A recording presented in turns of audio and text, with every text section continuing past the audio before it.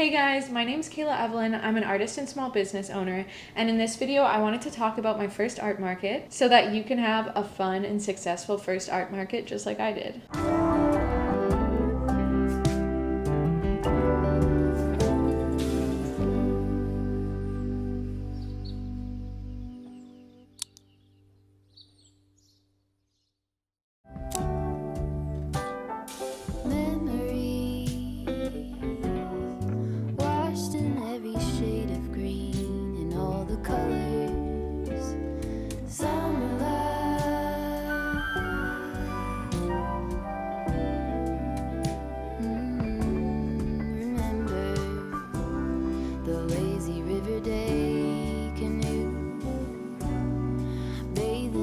Turquoise blue, losing track of time with you. Another peach pie sunset view, sleeping in the afternoon. No place to be and nothing to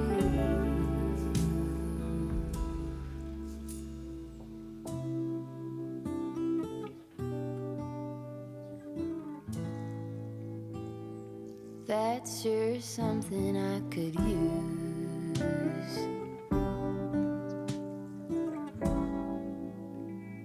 A cure for the air-conditioned blues.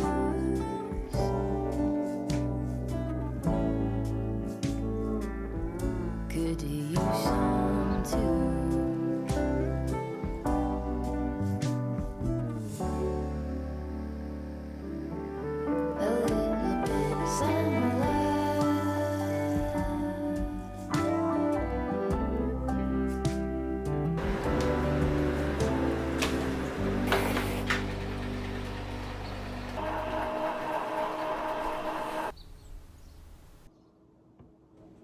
I have a new print, and I did a few of them. And then I printed this one, which seems to be everybody's favorite. I printed 3 more of these. And I'm just packing them up this morning. And then after my yoga class, I have so much more prepping to do for this market, and I'm a little bit nervous, but I will bring you guys along for the ride.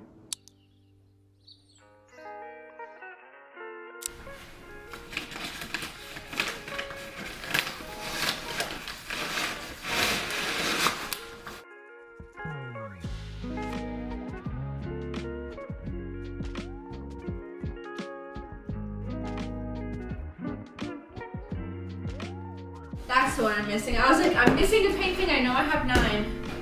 I need the baby. He's the baby. This one I'm actually gonna pack in its packing box. Ha ha ha.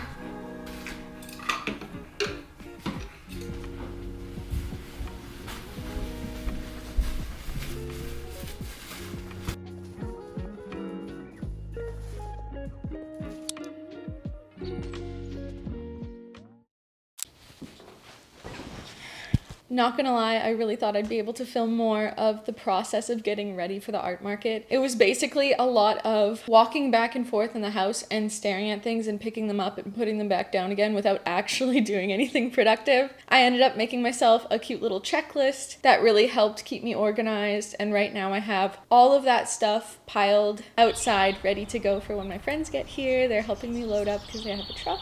I'm really excited and I'm really nervous for the art market, but I hope it goes well. This is the little checklist I was talking about, and it was super helpful. I have the art pieces that I'm taking listed on it, all of my supplies, other things like scissors, sunglasses, hat, phone, sunscreen, notebook. I really want to take a lot of notes when I'm there to see what sells, if people are asking about things, if they happen to get sold out. Honestly, I just hope I make a sale today. That would be really great.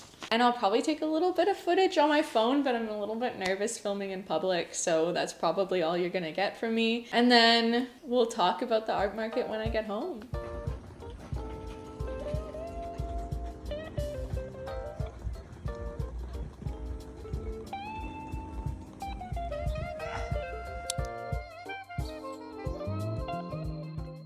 So a couple of weekends ago, I had my very first art market and I made $1,200 in about 5 hours. But before we talk about the results, I want to talk about the setup. So there was a lot of prep that went into the art market. I've been wanting to do art markets for honestly a couple of years, and I've been pushing it off because I've never really felt like I was ready enough to do it.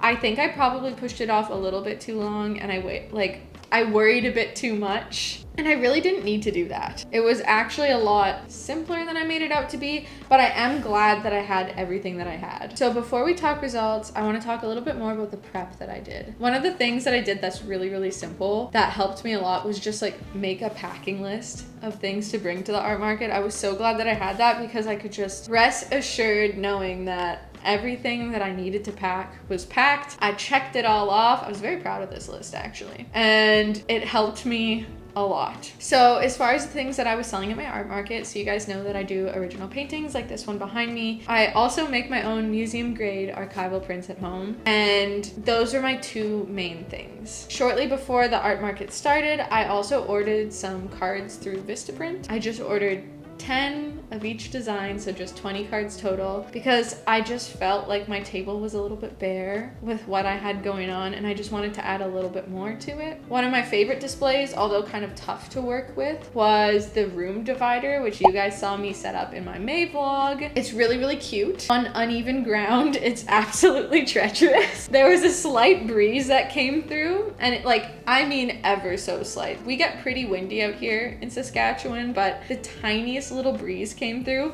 and the whole thing just like waved, and I jumped up out of my seat at the art market and I had to grab it before it fell down. But it was so, so cute, and I think it really brought people in. I had it at a slight angle to my table on the side of the rug, and I really think it just pulled people in. A lot of people would stop and just look at that first painting, and if you're anything like me, like I get weirdly awkward at art markets when I'm looking at other vendors' booths. And so if there's anything kind of near the front of the booth that people can look at and kind of get comfortable in your space, it gave them something to look at that wasn't directly at the table where I was behind it. Because I don't know about you, but if I go to a vendor's booth and it's just a table and it's just me and them on the other side of the table, it's almost weirdly intimate. Like, you're very close to the person, you feel like you have to make a lot of conversation, but if you can look at their art from afar, I feel like you can get more comfortable and then you'll come into the booth. Another thing I really liked about my art market setup was actually the rug. It's funny because you really wouldn't think that it's that important, but it made a huge difference visually. Looking at the art market booth, I think it made it look a lot more professional. I got it for like $50 at a hardware store on sale, and this is something I'd actually definitely recommend. It looks, I don't know, you guys can be the judge of it.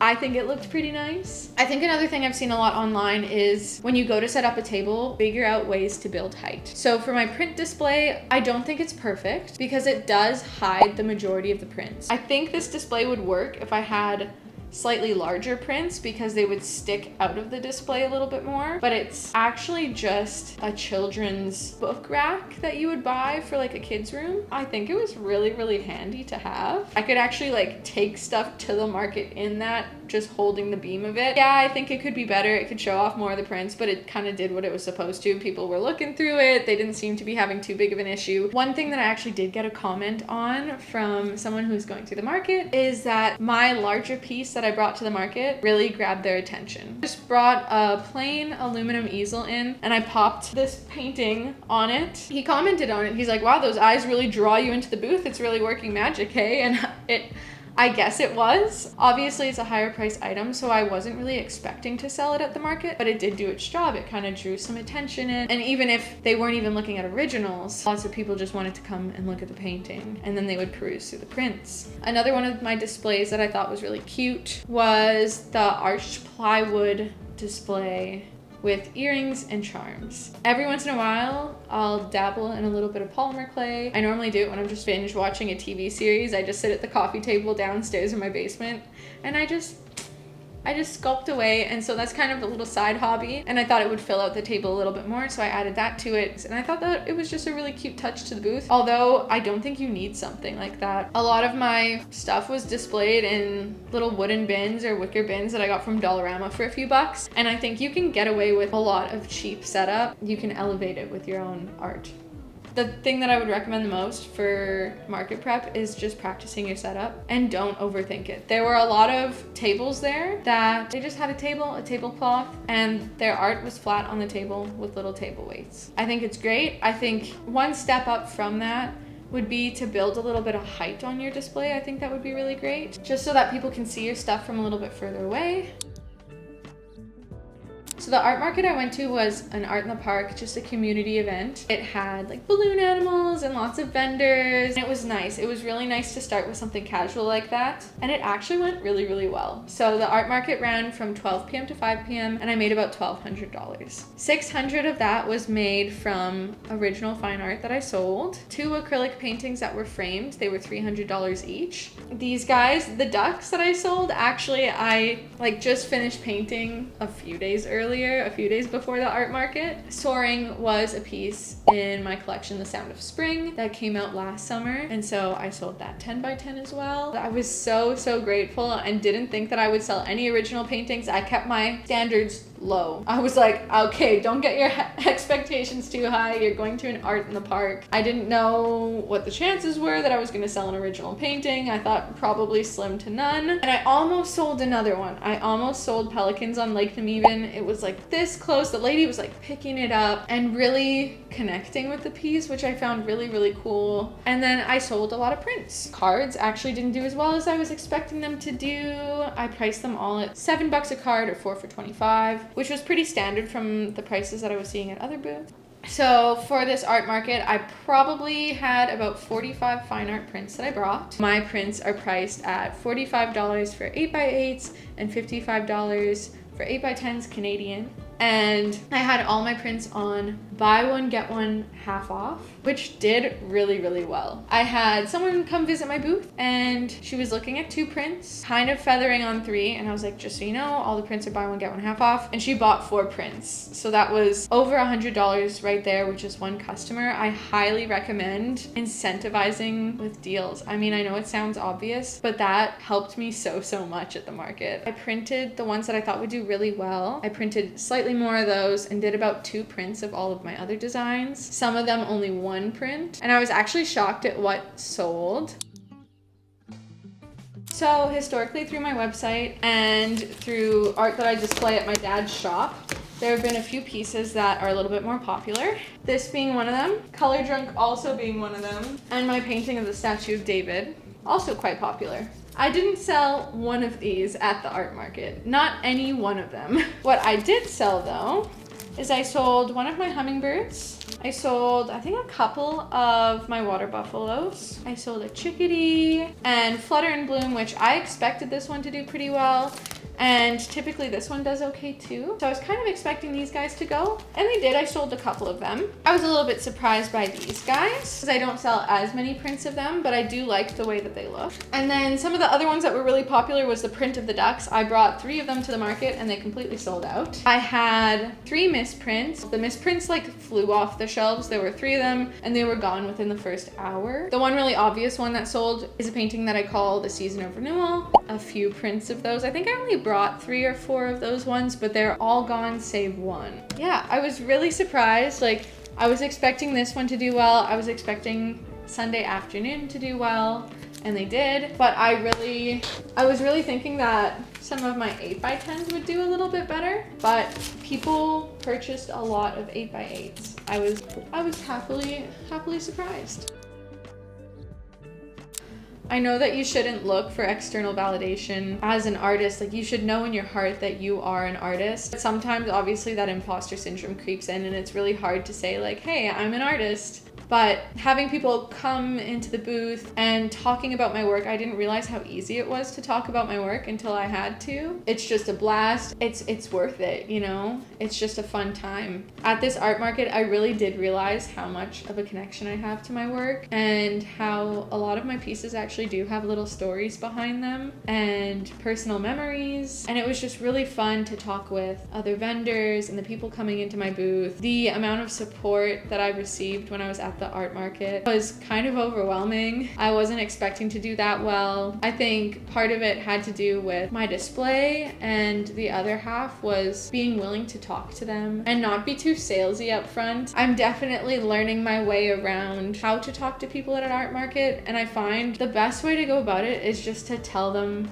why you made the piece of art and just connect with them or ask them about their day. Like, it's as simple as that. You don't have to be like, hey, bye, I don't know.